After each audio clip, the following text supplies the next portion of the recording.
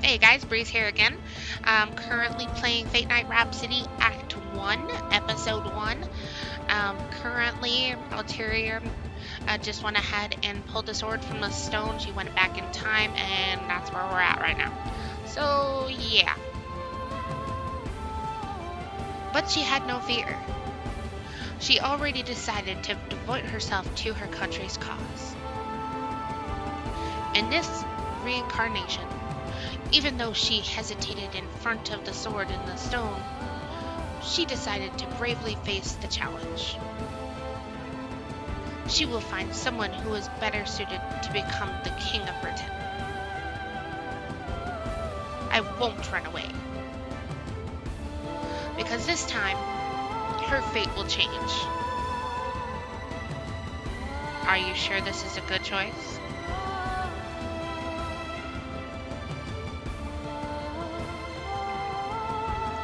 Similarly, the people of Britain will get their freedom. Everyone is smiling. I think that choice could not be wrong. Just like a long time ago, her old self had said these very words too.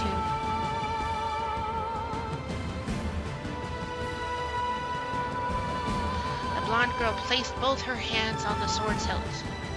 However, the white-haired sage turned his back in a troubled manner. A miracle comes at a cost. What you must give up in exchange will be something that is most precious to you.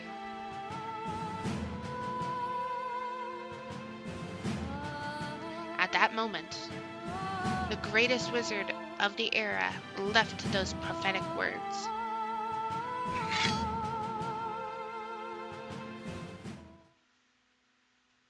Stage 2, King of Britain. Word about the selection of Britain's king quickly spread across the land. Both the commoners and the nobility were shocked and excited with this news. Minstrels sang songs of how the king drew the sword from the stone. Lords both welcomed and feared this future king. What world this new king bring? Oh, what would the new king bring about this in the country's fate? That was all kind of messed up, but whatever. Just go with it.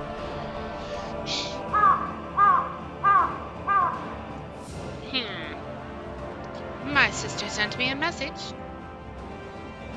The black-haired woman gazed at the crow perched atop her windowsill. That was her messenger. She reached out her hand towards the bird's beak, and the crow opened its mouth and dropped a gem upon it. The woman threw the gem into a cauldron of bubbling green concoction, and a puff of thick gray smoke rose. Another woman's voice appeared to resonate from the smoke, and the black-haired woman quickly awaited its verbal message. My dear sister Morgan Le Fay, I know the identity of the ones fated to be the King of Britain. Oh, who is it? My dearest sister Morgase. I don't even know how to pronounce that. Who is the king that shocks you so?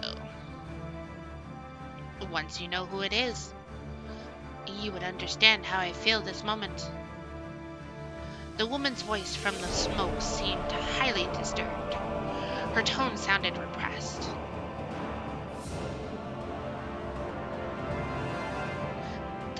The King of Britain's name is Arthur Pendragon, and... Pendragon? That's right. It's exactly who you think it is. The sister that we both thought was dead has now changed her identity and even adopted a man's name.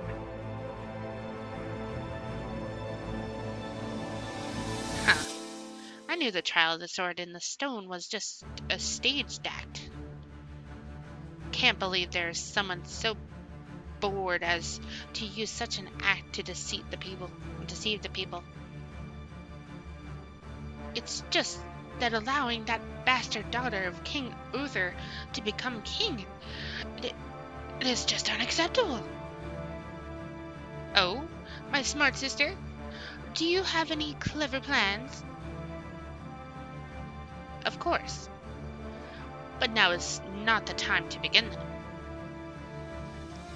Maybe we don't even have to intervene. She will bring about her own destruction.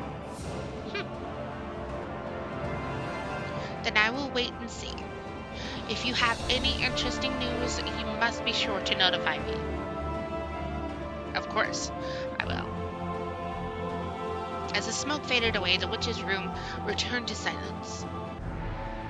The black-haired woman, referred to as Morgan Le Fay, drew up her sleeves, turned and gave the messenger crow perched atop the windowsill a look, as though it had received its master's new command. The crow suddenly flew away. Britain accepted the new king just as the sword in the stone had prophesied. Whoso pulleth out this sword of this stone and angel is rightwise king born of Britain, born of all England. After you draw the sword, you will know the future that awaits. At the time, her guardian, Sir Ector, bestows her with this heavy words. Now Alteria finally understood the meaning behind it.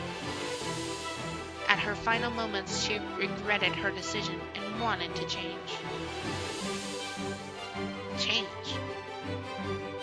Having just acquired the new title as King of Britain, she pondered. The advice that Merlin gave her at the time was ringing in her ears. It is only after you become him that the trials begin. Arthur. This I know. I must first defeat the Saxons, liberate the conquered villages, and obtain the trust of people and assemble the knights of the Round Table.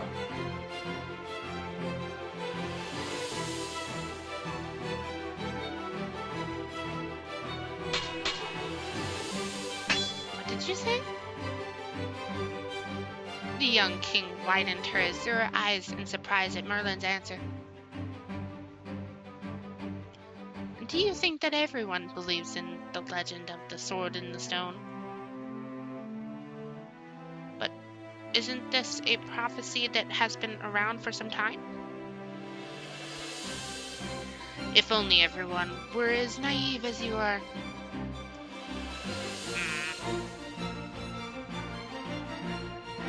Besides, there's no way you could face all those troops by yourself. So that's what my brother was mumbling about recently. Oh? You should let Kay handle this. He's always complaining.